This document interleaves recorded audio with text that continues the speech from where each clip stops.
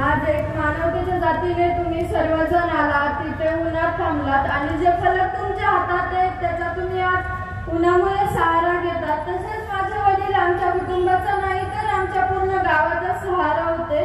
ते खूप वेगळे होते. त्यांच्या गेल्याच्या दुःखातून आमचं गाव सावरू शकलं नाही. आणि जे आरोपी आहेत ते खूप त्यांच्यात मला एक प्रश्न पडतो, त्यांच्यात मानवता का नसेल? ते इतके क्रूर कसे असतील? त्यांनी माझ्या वडिलांना इतके हाल करून मारलं. त्यांनी त्यांची इतकी निर्घुण हत्या झाली आहे. जे आरोपी असतील त्यांना मानवता का नसेल हा मला प्रश्न पडतोय. आणि माझे वडील या पंढरपूरच्या वारीत येत होते. त्यांनी एकही वारी चुकवली नाही. या पंढरपूरच्या वारीतून येऊन मी विठ्ठलापुढे साकडं घालते, तुझ्या वारकऱ्यावर आज ही वेळ का आली आहे? तू लवकरात लवकर न्याय दे आणि जे कोणी आरोपी असतील त्यांना फाशीची शिक्षा दे.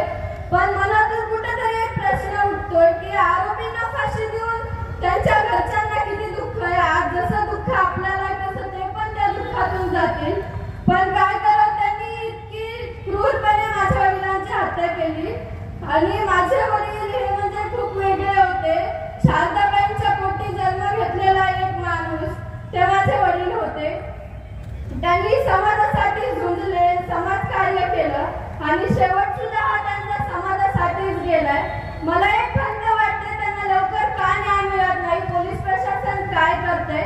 आणि हा जो न्यायाचा लढा आहे आणि तो हे पाऊल उचललेलं आम्ही मागे घेणार नाहीत. आणि तुम्ही जसे आमच्या सोबत आहात तसे कायम राहा एवढीच अपेक्षा करते. धन्यवाद.